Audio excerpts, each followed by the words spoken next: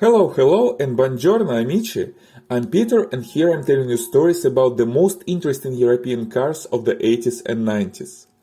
Today we are talking about the most unusual car in the history of Lamborghini brand, Lamborghini LM002. But before we start, I really appreciate it if you hit that red subscribe button below. It really helps to develop the channel and make more videos. And if you already subscribed, thank you very much. I appreciate your interest and your trust. Thank you so much, and let's get back to the car. Lamborghini LM002 was in production from 1986 to 1993, and only 328 cars were made during all that 7 years. But the story of this car started almost 10 years earlier, in 1977. That year, an American company, Mobility Technology International (MTI), got a contract from the US military for the development of a new all-terrain vehicle for the US Army. To do this job, the MTI hired Lamborghini. This was a rather unexpected move. But Lamborghini at the time wasn't in the best shape. The sales were declining after the oil crisis of 1973, and the company was on the edge of bankruptcy. So they could do the job relatively cheaply, and at the same time they still had great engineers. The child of the strange partnership was the first Lamborghini off-road car, Lamborghini Cheetah, presented at the Geneva Motor Show. And it was the first Lamborghini with the name not related to Spanish corrida. Well, I must mention that this wasn't the first off-road vehicle with the name Lamborghini on it. The company started as a manufacturer of tractors in 1948. But by that moment the car-making division of Lamborghini was a completely separated unit with absolutely different ownership. So for the car division it was the first experience of this sort. The design of the Lamborghini Cheetah was very similar to the XR311 prototype made by FMC Corporation in 1970. The FMC later sued MTI and Lamborghini for this.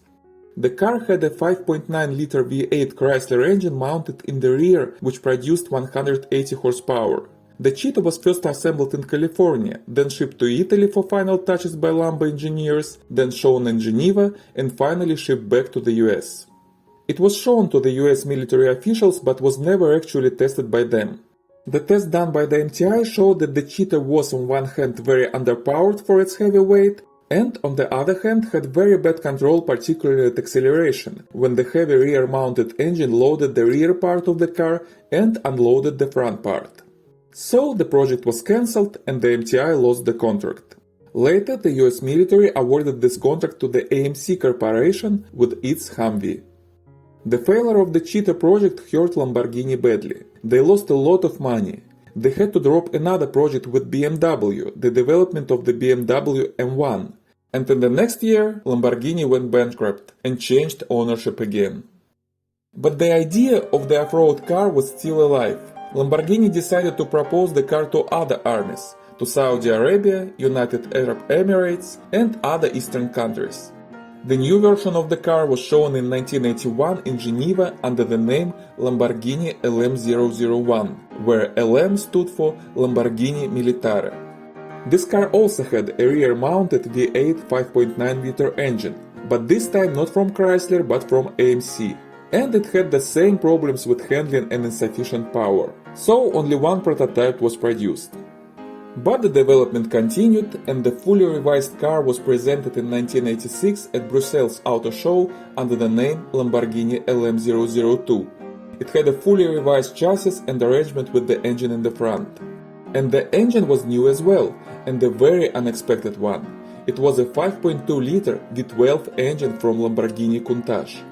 For Europe and Asia, this engine was carbureted with 6 Weber carburetors, like in Countach. This engine produced about 450 horsepower.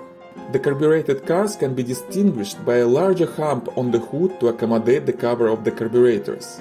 But for the United States and some other countries with strict emission regulations, the same engine was equipped with fuel injection. Later European models were fuel injected too. This version was weaker and produced only 414 horsepower. The top speed for both versions was 210 km per hour or 131 miles per hour. The 0 to 60 miles per hour acceleration time was 7.7 or 7.8 seconds for the carbureted version and 8.3-8.5 seconds for the fuel-injected one. This information varies in different sources, but anyway it was not bad for a truck with the weight of almost 6,000 pounds. Later, even more powerful, a 7.2-liter V12 marine engine Lamborghini L804 was proposed as an option. This engine produced 600 crazy horses and usually was used in speedboats. Unfortunately, I couldn't find the info about the top speed and 0 to 60 time for this engine. If you know this, please tell me in the comments below. All engines were coupled with a 5-speed manual gearbox. An interesting thing, the gears were placed like in a race car, with the first gear to the left and back, and the second gear straight forward, where most other cars have the third gear. The Ferrari F40, for example, used the same gear arrangement. The design of this 4-door pickup truck was very controversial. I would say that it was ugly to the point when it becomes interesting. Sharp-angled and slightly disproportional body, where the angles were combined with the round headlights and huge tires, and a strangely shaped hood on top of this. All this didn't make the car beautiful. But the first look made it clear, this is a tough car for tough tasks and tough persons. No wonder the LM002 got the nickname Lambo. When you see this car in a picture, it looks huge, but actually it wasn't that big. The length was just 4.8 meters or 189 inches, and the width was 2 meters or 79 inches. The modern Ford Explorer, Toyota Tacoma, and even Lamborghini Urus are bigger than LM002. The same situation is inside. When you see the pictures of the interior with the huge distance between the seats and large armrests, you may think that this is a very spacious car. But no, the seats are rather tiny and narrow, and the ergonomics and comfort in this luxury car were, frankly speaking, doubtful. A funny thing, the gas tank in the European versions of the LM002 was placed under the rear seats, and the ventilation of the tank wasn't perfect. Because of this, many cars had a smell of gasoline inside. For the American market, the tank was moved, and there is a large hidden storage compartment under the rear seats instead. Another interesting thing, the car had additional bench seats in the open rear trunk compartment, so technically it was an 8-seater car. But I'm not sure that sitting in the rear was a very comfortable experience considering the loudness and aerodynamics of the car. The bodies of the LM002 are made of steel, not composite like other Lamborghini cars. By the way, the bodies were produced in Spain by a bus-making company and then delivered to the Lamborghini assembly line in Sant'Agata Bolognese in Italy. There was also one wagon version of this car created by car designer and engineer Salvatore Diamante for the most famous car collector of the 80s and 90s, Hassan al-Bolkiah, the Sultan of Brunei. I've seen the pictures of this car in silver and white colors, but I don't have the information if this is the same repainted car or if the second car with this body was built too. Two cars of a special racing version LM002 Evoluzione was prepared in 1988 for Paris-Dakar Rally. These cars had lighter weight, upgraded suspension, and powerful engines with 600 horsepower. Unfortunately, these cars never competed in Paris-Dakar Rally because the team ran out of money. But they did participate in the Rally of Pharaohs in Egypt and another one in Greece. The driving experience in the Lamborghini LM002 was controversial. It was powerful enough and had surprisingly good handling on the road. It was stable, it was fast, the acceleration was good, the car was quick but wasn't intimidating. The steering was okay. The brakes were great despite the fact that the car had drum brakes in the rear. The front disc brakes with double calipers compensated this. But the handling in turns was far from good. Well, the laws of physics couldn't be overruled. The car was heavy, high, and had huge, very wide tires. By the way, those tires were specifically made by Pirelli for the LM002. You cannot buy the original ones now, but Pirelli makes different tires of that size which are very expensive, starting from $4,500 per each tire. The car was very loud and not very comfortable both for the driver and the passengers. The pedals were very hard to press. Probably Lamborghini did this on purpose, to avoid the sudden acceleration of this very powerful car in off-road conditions. The fuel consumption was crazy. There are no official figures for this, but it is estimated by the owners from 2 to 8 miles per gallon. So the only reason why you might want to drive this uncomfortable, gluttonous and loud car on the road is to show other people that you have enough money to buy it and you are tough enough to drive it. A bad car for bad guys. But in off-road conditions the LM002 was really cool. The wide body with huge tires in combination with the extremely capable engine made this car perfect for sand, mud and snow. If you ever thought about what could be a supercar for the desert, here it is. Actually, the same applies to most of the off-road cars. Hummer, Jeep Wrangler, Land Rover Defender, Mercedes-Benz G-Class are great off-roaders, but frankly speaking, not that good cars on public roads.